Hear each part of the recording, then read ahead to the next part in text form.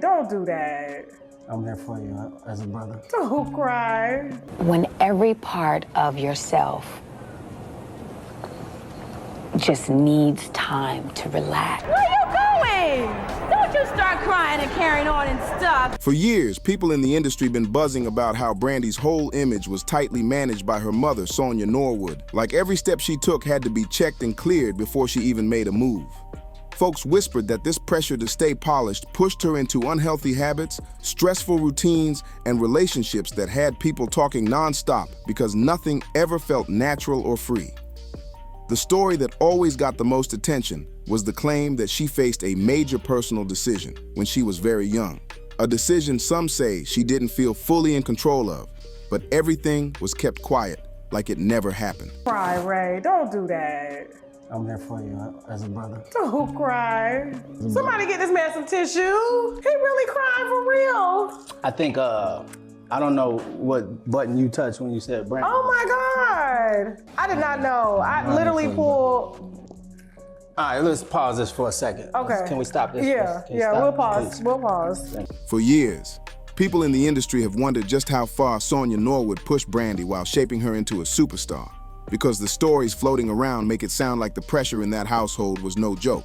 Folks say Sonya wanted every detail controlled, how Brandy walked, talked, dressed, smiled, and even how she handled personal situations, all to make sure the public only saw a perfect, polished young star who made no mistakes. And anyone paying attention could see that this level of control wasn't just strict parenting. It felt like a full-on machine built to protect an image at all costs. Plenty of insiders claimed Brandy felt the weight heavy on her shoulders, trying to keep up with expectations that were almost impossible to maintain. People close to the family whispered that the nonstop pressure pushed her into unhealthy habits just to cope, because when you're told to be perfect every single day, something inside eventually cracks. And every time Brandy tried to make her own choices, it always looked like she had to run it through her mother first, almost like she wasn't allowed to just be human. Some folks even say that certain relationships Brandy had were quietly encouraged or downplayed, not because they were healthy, but because they fit the image Sonya wanted the world to see. And anytime a situation got messy, emotional, or complicated, the story goes that the goal wasn't to support Brandy. It was to clean up the public narrative and keep everything looking smooth from the outside. That type of control leaves marks on a person long after the cameras turn off. The biggest consequence people talk about is how Brandy spent years trying to break free from that controlled version of herself, learning how to set boundaries and make choices that were truly hers without worrying if they fit a brand or storyline. And even today, fans still debate how much of Brandy's early life was her own and how much was shaped by someone else's plan for success. The conversations keep coming back because the impact of that kind of pressure doesn't disappear. It sticks with you, even when the spotlight changes. What do you mean when someone has a breakdown? I think it means when every part of yourself just needs time to relax. When Brandy was just 7 years old, she told her father straight up that she wasn't trying to be average. She wanted to be the next Whitney Houston, the woman she looked at like the definition of greatness. Even as a kid, she spoke with that kind of confidence that made everyone around her stop and pay attention, because you don't hear a child claiming a dream that big unless something special is already brewing inside them. Her father knew that moment meant something, because it wasn't just childish imagination, it was a calling she felt deep. As she grew up, that dream never faded, and people around her saw she wasn't just talking about it, she was putting in the work with a kind of focus most adults don't even have.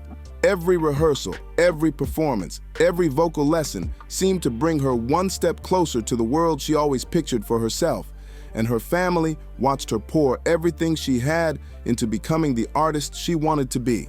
And every time Whitney appeared on TV or the radio, Brandy's eyes lit up like she was studying her future. Years later, when Brandy finally stepped into the same room as Whitney Houston, it wasn't just a celebrity meeting. It was a full circle moment that felt almost unreal. People who were there said Brandy looked shocked in the best way, like the universe had just connected two paths that were always meant to cross. Whitney didn't treat her like a kid chasing a dream either. She treated her like a young artist with real talent, and that respect changed everything for Brandy.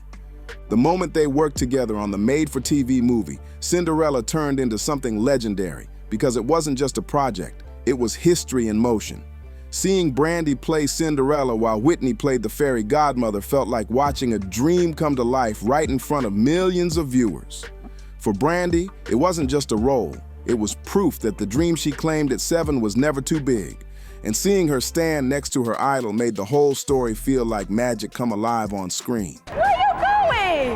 Don't you start crying and carrying on and stuff. Come here with your little pretty self. I'm so proud of you.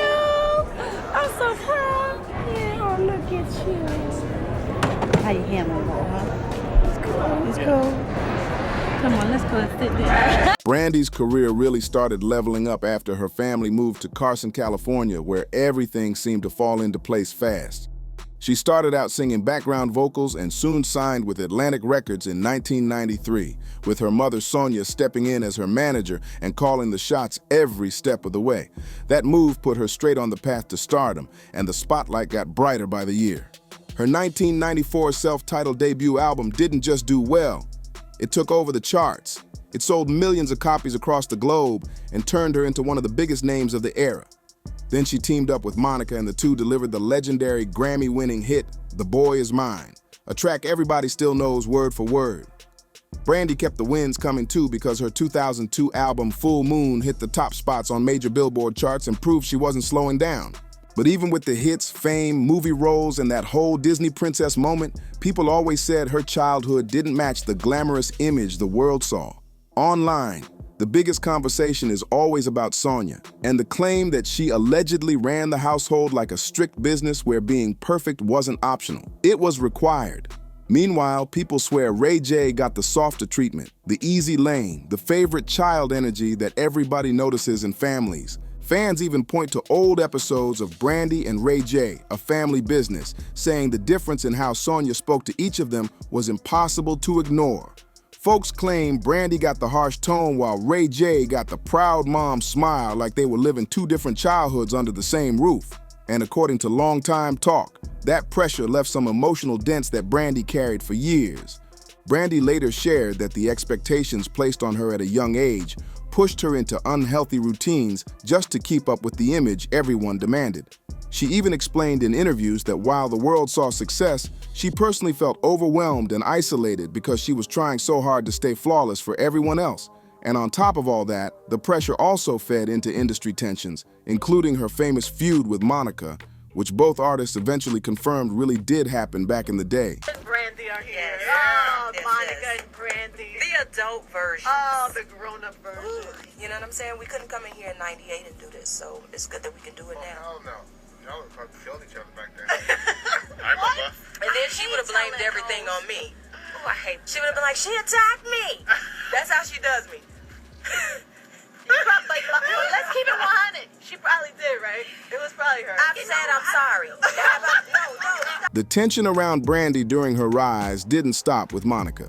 People from back in the day swear she also had drama with Aaliyah. Because Aaliyah had a more mature stage style while Brandy was pushed into a softer girl-next-door lane. Old rumors claim Brandy made comments about Aaliyah's image being something her mother would never allow. Folks who were around both young stars said the differences in their branding created little sparks behind the scenes, and those whispers grew louder as the years went on. Some people even claim Brandy used to say Aaliyah and Monica acted too grown for their ages, although none of this was ever proven and remained straight-up alleged talk from people who were simply around the industry. Then there was the long-standing story about Sonya allegedly having strong negative feelings toward Countess Vaughn, even though Brandy actually liked Countess before the tension started. According to old insiders, Sonya supposedly convinced Brandy that Countess wanted to outshine her, and that's when their friendship started getting messy. People say the constant disagreements on set eventually led to Brandy asking for Countess to be removed after feeling pushed into that decision.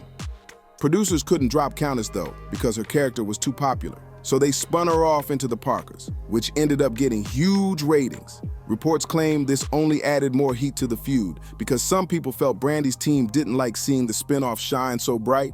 For years, fans have said Sonya pushed Brandy to keep up this perfect princess image while treating other girls like they were the ones who needed to fix themselves.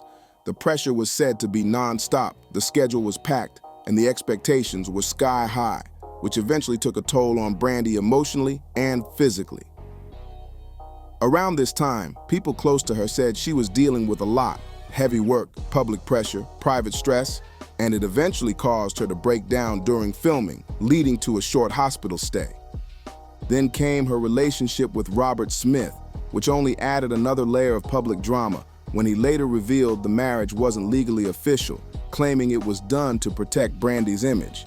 He said the whole arrangement came from her team, something that kept fans debating for years about how much control Brandy really had in her personal life.